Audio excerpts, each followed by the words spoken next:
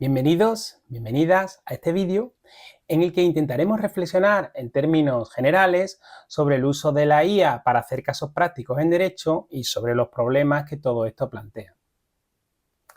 Es verdad que la inteligencia artificial generativa parece magia. No cabe duda de que estas herramientas, a pesar de sus limitaciones, que las tienen, consiguen resultados que a veces nos parecen sorprendentes, por ejemplo, generando textos escritos originales. Por eso mismo, en el contexto de las enseñanzas jurídicas, nos podríamos preguntar, ¿es posible utilizar estas herramientas para hacer casos prácticos en derecho? Por supuesto, esta pregunta plantea dilemas éticos. Así, por ejemplo, ¿el uso de estas herramientas es un fraude académico equivalente al plagio? ¿O es posible que incluso si es así, haya usos de estas aplicaciones que resulten admisibles desde un punto de vista ético? En este último caso, pues sería utilizar la IA, sería similar a acudir a una base de datos para buscar sentencias o utilizar un diccionario de sinónimos. Por otra parte, esta pregunta de si se pueden hacer casos prácticos con herramientas de inteligencia artificial también plantea problemas ecológicos, porque al parecer estas aplicaciones necesitan consumir mucha energía y por lo tanto nos podríamos plantear pues, que nuestro consumo fuera responsable. No obstante, en estos vídeos nos vamos a ocupar de otro tipo de problemas, que son los problemas educativos o pedagógicos. Desde luego aquí hay un dilema bastante importante. Por una parte, si los alumnos y alumnas utilizan la IA como un atajo fácil, sencillo, para hacer los trabajos de manera automática, bueno, entonces, ¿qué es lo que aprenden? No están aprendiendo nada y por lo tanto, ¿por qué estamos haciendo el caso práctico? Pero también, por otra parte, si en el futuro todos y todas vamos a terminar utilizando, como parece, herramientas de inteligencia artificial de manera cotidiana en nuestra vida profesional, no serán seguramente estas herramientas, sino otras más especializadas o más avanzadas. Bueno, pero si al final las vamos a utilizar, ¿no tendrá que aprender el alumnado a utilizarlas precisamente? Lo cierto es que para utilizarlas hace falta tener un elemento muy importante que es el sentido crítico. Pero para desarrollar el sentido crítico es necesario también pues, haber trabajado una serie de conocimientos y de habilidades que permiten ejercer ese sentido crítico. Si no sabemos nada o si no tenemos determinadas competencias, no podemos someter a crítica lo que nos diga la IA. Y claro, es posible que si hacemos siempre las tareas con IA, nunca aprendamos esos conocimientos y esas habilidades. Un ejemplo muy gráfico es el de la traducción al inglés. Por ejemplo, ChatGPT traduce textos de español a inglés magníficamente. La cuestión es, si sabemos inglés, podemos repasar el texto que nos ha dado y ver si realmente dice lo que queremos decir, exactamente lo que queremos decir, con los matices que queremos decir, si no está confundiendo los términos, si el tono es justo el que queremos. Pero si no sabemos inglés, nos tenemos que fiar de lo que nos diga ChatGPT, con lo cual perdemos todo el sentido crítico. La cuestión es que seguramente para aprender inglés es necesario redactar textos uno mismo sin necesidad de utilizar la IA. Bueno, estos problemas educativos, pedagógicos, nos están planteando retos tanto al profesorado como al alumnado. En lo que respecta al profesorado, tenemos que plantearnos, sobre todo, qué habilidades, qué competencias tenemos que priorizar en el contexto actual, en el contexto de utilización cada vez mayor de la inteligencia artificial. ¿Cuáles son las habilidades que son realmente importantes? Y también nos podemos plantear cuáles deben ser los niveles y los criterios de exigencia. Lo cierto es que si estamos pidiéndole al alumnado determinados trabajos que en realidad puede hacer cualquier inteligencia artificial por su cuenta, pues de nada sirven esas tareas. Tal vez tendríamos que enfocarlas de otro modo, buscando otro tipo de ejercicios que dieran prioridad a un verdadero enfoque personal. O tal vez deberíamos subir el nivel de exigencia de manera que le pidiéramos al alumno, a la alumna, algo que no pueda hacer automáticamente la inteligencia artificial. Otra posibilidad para el profesorado es decidir que los casos prácticos no se hacen en casa, donde no tenemos control sobre cuál es el uso de herramientas de IA que se hace, sino que se realizan siempre en clase. De este modo, para cada ejercicio y en función de sus objetivos de aprendizaje, podemos establecer un uso determinado de la IA. Por ejemplo, para un ejercicio podemos decir, no se admiten herramientas de IA, precisamente para adquirir esos conocimientos, esas habilidades. En cambio, para otros ejercicios podemos decir, sí se admiten, pero de esta manera y haciéndolo así, etcétera, etcétera, precisamente para poder aprender también a utilizar estas herramientas que terminaremos aplicando de un modo u otro. Pero en este vídeo nos vamos a centrar más en los retos que se plantean al alumnado, en la perspectiva del alumnado. Claro, no hay duda de que el interés más inmediato del alumnado es aprobar. Y desde esta perspectiva, y solo desde esta perspectiva, resulta comprensible que traten de hacerlo con el mínimo esfuerzo posible. Claro, si tu objetivo es aprobar, pues tendrás que hacerlo de la manera en la que inviertas menos energía o menos tiempo para poder dedicar energías y tiempo a otra cosa. Sin embargo, los alumnos y alumnas también tienen otro interés, aparte de aprobar, o al menos deberían tenerlo. Interés en aprender habilidades, competencias, conocimientos que realmente les puedan servir de algo en su vida profesional o incluso en su vida personal o en su vida cívica como ciudadanos y ciudadanas. Por ejemplo, centrándonos en lo profesional, en un mercado de trabajo muy competitivo, tener un título oficial seguramente no es suficiente. A veces es necesario para acceder a determinados puestos y claro, tener el título es aprobar. Aprobar es la manera de tener el título. Pero claro, aparte de tener el título, hay que saber hacer algo que realmente marque la diferencia o que, si no marca la diferencia, por lo menos aporte algo de valor en el mercado. Lo cierto es que dicen que la IA va a sustituir mucho empleo de trabajo humano, incluso empleo que antes eran empleos, bueno, hasta cierto punto intelectuales. En ese contexto de peligro, de pérdida del empleo, si no sabes hacer nada que no pueda hacer la IA, entonces vas a ser fácilmente sustituido por IA en el futuro. Lógicamente, ningún empresario o empresaria quiere contratar a alguien que se limita a apretar un botón y a aceptar automáticamente lo que le diga la IA, porque ese trabajo de esa persona no tiene ningún valor real, solo aprieta el botón, que el botón se puede apretar solo. Desde otro punto de vista, pero también manteniéndonos en el interés del alumnado, lo cierto es que si nos limitamos a copiar el enunciado del caso en ChatGPT o una aplicación equivalente para que nos dé una solución que después copiamos y pegamos en la respuesta al caso práctico que nos han puesto, los resultados, lo cierto es que no son buenos.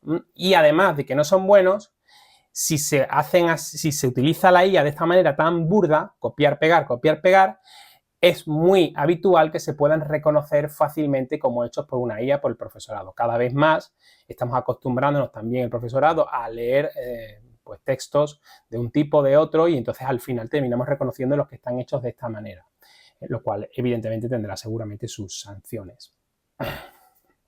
Vamos a ver por qué. Es decir, vamos a ver por qué los resultados no son buenos y por qué el texto se reconoce fácilmente como hecho por una IA en la mayoría de los casos. En primer lugar, si a estas herramientas, ChatGPT, Gemini, Grok, Perplexity, etc., si no le damos instrucciones muy precisas y concretas de lo que queremos, tienden a aportarnos soluciones genéricas, soluciones ambiguas que no terminan de aterrizar y que en realidad pues no están resolviendo de manera contundente las cuestiones más polémicas que se le están planteando. A mí algunas veces me responden, bueno, hay que tener en cuenta lo que diga el juez, ¿no? Y yo le digo, no, lo que diga el juez no, te estoy preguntando a ti, por favor, dime tú la respuesta, no lo que diga el juez, no estás diciendo nada.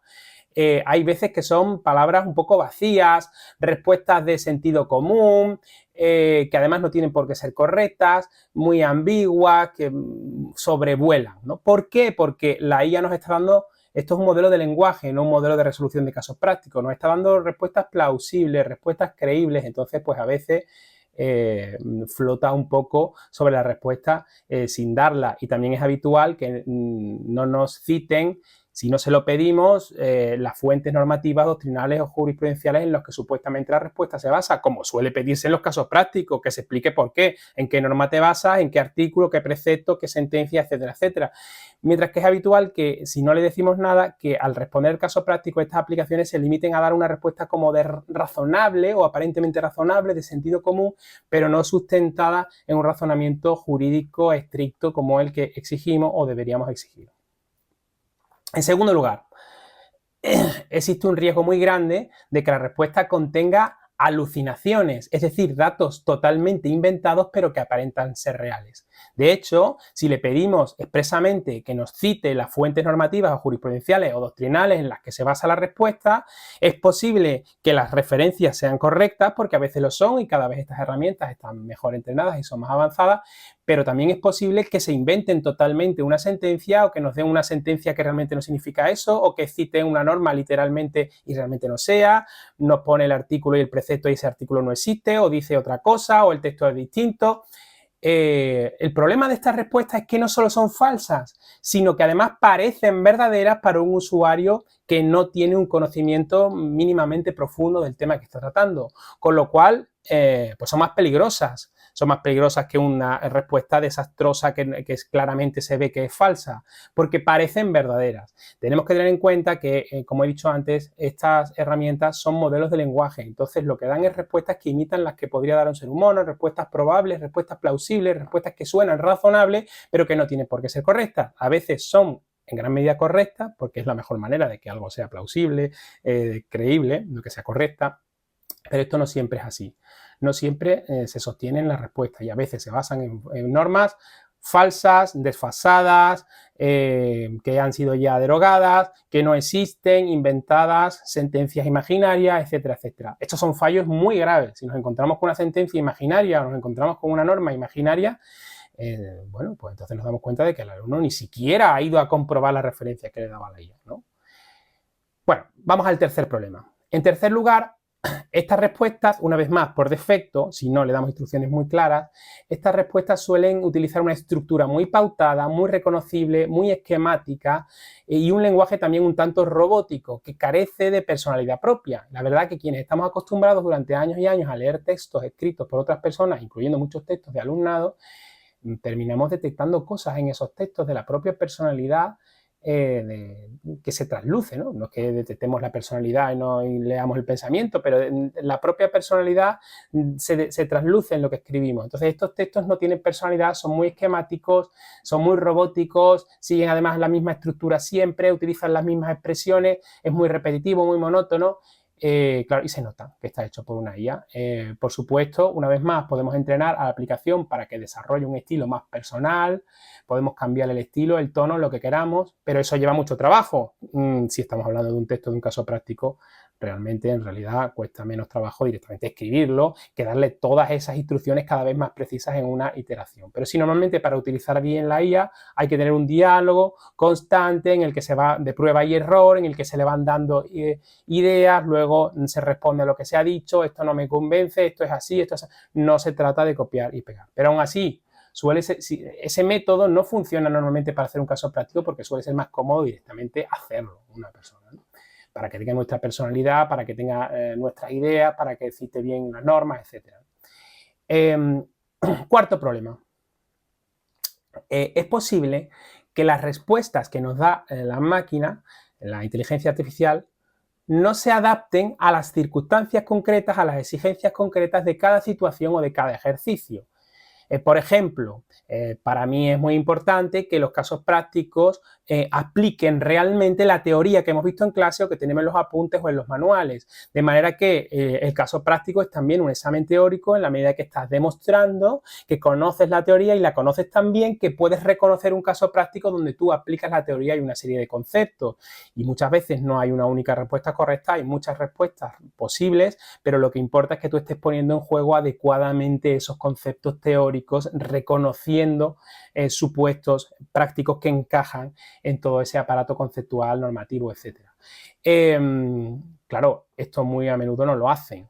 Incluso yo a veces en ese tipo de diálogos, de iteraciones, probando, intentaba desesperadamente que tuviera en cuenta la teoría que yo le estaba dando y le daba incluso los apuntes, pero seguía dando respuestas muy genéricas de sentido común. Hay veces que por mucho que sigamos dialogando con ella, en realidad son cabezones a veces, ¿no? O cabezonas estas inteligencias artificiales y se mantienen dando respuestas de puro sentido común sin aplicar la teoría. Tampoco tienen en cuenta pues, los aspectos, estas respuestas, los aspectos que nos podemos dar cuenta en clase de qué es lo que valora un profesor o profesora, cuáles son las particularidades del profesor o profesora, cuáles son las exigencias concretas del ejercicio. Una vez más, es posible darle más información a la aplicación para que cada vez haga respuestas más precisas y que se adapten más a la situación. Pero una vez más, esto no es copiar y pegar, esto implica un esfuerzo, un tiempo, una dedicación que es posible que si estamos hablando de redactar un texto corto, sea más cómodo directamente redactar nuestro texto, aparte de que sea necesario por otros motivos que redactemos nuestro texto para que tenga nuestras ideas, ¿no? Pero no es tampoco práctico. En quinto lugar, quinto problema. Bueno, en un mundo donde la IA previsiblemente va a estar muy presente, como hemos dicho, precisamente lo que van a aportar los seres humanos es el enfoque particular de los problemas, que es personal e intransferible, así como el sentido crítico. Hay otras cosas que aportaremos los seres humanos, como habilidades sociales, habilidades de comunicación, expresión oral, la empatía, los trabajos de cuidado, etcétera, etcétera. Pero desde un punto de vista intelectual, lo que aportamos los seres humanos respecto a la IA es nuestro enfoque, nuestra manera de abordar el tema, que es nuestra y que se pierde si acudimos a estos métodos burdos, ¿no? A esta utilización burda de inteligencia artificial. Y también lo otro que aportamos es el sentido crítico, ¿eh? Entonces, no podemos ir, bueno, al voleo a ver qué nos dice la máquina. Tenemos que tener claro qué queremos, cuáles son nuestros objetivos, cuál va a ser la ruta que vamos a seguir para cumplir esos objetivos. Y tenemos que saber analizar si las respuestas que la máquina nos está dando realmente nos están dando lo que necesitamos. Entonces, tener claros los objetivos, tener clara la metodología y luego observar lo que nos han dado, los resultados que nos han dado, para ver en qué medida responden o no responden a estos objetivos. Esto me puede servir, esto me da una idea, esto no me sirve pero me da una idea que es otra distinta y que a mí sí me sirve, etcétera, ¿no? Tenemos que tener ese sentido crítico con unos objetivos claros de lo que queremos.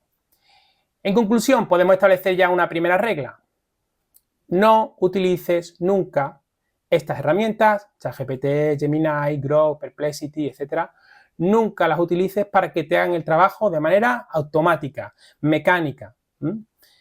Copiando el enunciado, pegándolo en la aplicación, cogiendo la respuesta, copiando y pegando. Nos lo hemos encontrado, no hagas esto nunca. Esta práctica es fraudulenta, por lo tanto no es ética, pero decimos que desde una perspectiva ya más relacionada con los intereses del alumnado, no proporciona resultados satisfactorios por los motivos que ya hemos dicho antes y en muchos casos también por estos motivos es fácilmente reconocible por el profesorado como hecha por una IA y por lo tanto va a ser sancionable. Y por último, recuerda que si sigues esta práctica de mecánicamente utilizar la IA como para que te haga el trabajo entero, no estás aprendiendo nada que te pueda resultar útil en el futuro. Y recuerda que si estás aquí en la universidad es para aprender algo, no solamente para obtener un título, porque hay una oportunidad de aprender determinadas habilidades y conocimientos. Estás pasando por un espacio donde vas a poder aprender cosas que te van a poder servir. Tendrás que buscar cuáles. Entonces nos podemos preguntar, vale, eso es lo que no podemos hacer. ¿Y qué es lo que podemos hacer? ¿Qué usos de la IA pueden ser adecuados para hacer casos prácticos? Bueno, pues no vamos a responder en este vídeo, que ya de hecho ha quedado muy largo, sino que lo vamos a ir respondiendo poco a poco en el resto de los materiales donde trataremos de dar por lo menos algunas orientaciones o algunas pistas al respecto. Entre tanto, hasta el próximo vídeo.